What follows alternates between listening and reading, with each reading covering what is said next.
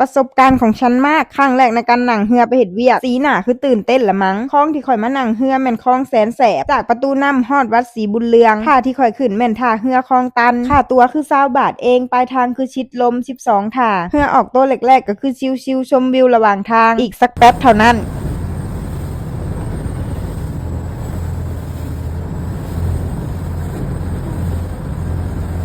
ป๊าดสุดเจ้าหัวใจข่อยสิวายคือแบบเหือครับไว้แล้วก็โตขึ้นแรงมากสีหน้าข่อยคือกังวลที่สุดแบบเฮานั่งข้างแรกหั้นนะเจอสภาพคลื่นแรงขนาดนี้ใครแน่ที่สิบ่คิดถึงอุบัติเหตุที่สิตามมาแต่คนนั่งข้างๆข่อยคือชิลมากลิ้นโทรศัพท์ชิลๆข่อยเลยนั่งบ่ติดจนได้จับราวตั้งที่อยู่ทั้งหน้านั่งเหือก็มีผลดีได้ฮอดไวประหยัดเวลาประหยัดเงินนั่งเหือเฮ็ดให้ข่อยเห็นว่าพนักงานออฟฟิศพนักงานเงินเดือนคือขึ้นเหือหลายแฮงเหือแต่ละลำคือแบบคนเต็มตลอดยืนเอาก็ยังมีฮอดไวแต่ก็เสี่ยงนิดหน่อยพอนั่งดนๆไปก็ชินแต่สีหน้าข่อยตอนนี้คือบ่เป็นตาซินเลยสิวูบยอมรับว่าเขาขับไวแล้วก็โตขึ้นแฮงอีหลีแต่ก็เฮ็ดให้ข่อยได้ฮู้เส้นทางหลายขึ้น